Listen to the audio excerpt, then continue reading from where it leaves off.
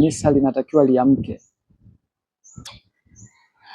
Mungu wa mbinguni atusaidie, kwa sababu kanisa la Mungu, kanisa la Yesu Kristo, ambalo Yesu Kristo alilifia pale Calvary, alilifia pale msalabani, silo kanisa ambalo linaonekana sasa, kwa sababu kanisa la Mungu limempoteza Roho wa Mungu. Kanisa la Mungu limempoteza Roho Mtakatifu. Imefika hatua kanisa linaenda tu bila utaratibu. Ni kwa sababu kanisa limemwacha Roho wa Mungu, na kanisa pasipo Roho wa Mungu, hiyo ni taasisi tu ya dini, watu wa Mungu. Kanisa lilipofikia, tunahitaji kurudi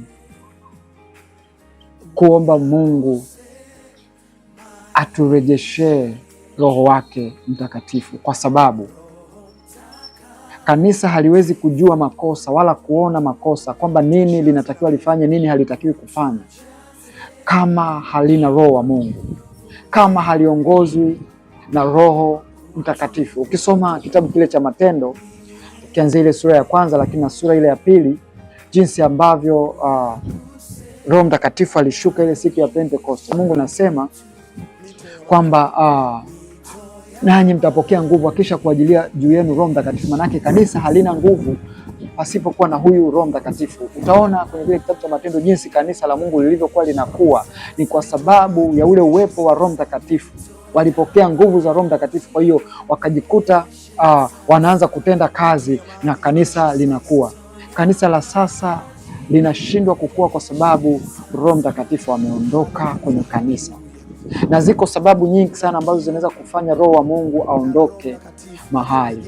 Sababu ya kwanza ni dhambi, lakini sababu ya pili ni kudharau. Watu wamekuwa ni wenye kudharau, na imefika hatua watu wanadharau pia mambo madogo. Neno la Mungu linatuambia katika kile kitabu cha Luka, ukisoma, anasema kwamba mtu akiwa mwaminifu kwenye madogo atawekwa pia kwenye makubwa. Kwa hiyo hakuna namna unaweza kutokuwa mwaminifu kwenye mambo madogo ukategemea Mungu akuweke kwenye mambo makubwa. Kwa hiyo kanisa limedharau vitu vidogo vidogo na kuona kwamba hivi vitu ni vidogo vidogo, lakini hivyo ndivyo ambavyo vinavyomkasirisha Roho wa Mungu na kumuondoa Roho wa Mungu mahali. Kwa hiyo kitu pekee kinaweza kufanya Roho wa Mungu aondoke ndani ya maisha ya mtu ni dhambi, lakini na kudharau. Mtu wa Mungu unayenisikiliza, unayenifuatilia, naomba turudi tuombe Roho Mtakatifu arejee kwenye maisha yetu. Wengi wamemhuzunisha Roho Mtakatifu, lakini wengi wamemzimisha Roho Mtakatifu pasipo kujua, na wengi wanaenda wakijua kwamba wanaenda na Roho wa Mungu, lakini kumbe Roho wa Mungu alishawaacha. Mungu wa mbinguni aturehemu, na Mungu wa mbinguni atusaidie sana. Roho wa Mungu tu pekee atakusaidia kujua nini kinachokupasa kufanya na nini hakikupasi kufanya, ili uwe mtakatifu. Maana neno la Mungu nasema tutafute kwa bidii kuwa na amani na watu wote, na huo utakatifu ambao hakuna mtu atakayemwona Mungu asipokuwa nao. Sasa huwezi kuwa mtakatifu bila kuwa na huyu Roho wa Mungu, kwa sababu Roho wa Mungu ndiye mwalimu, ndiye anayekufundisha nini uache, nini usifanye. Mungu akusaidie sana. Mungu akusaidie sana.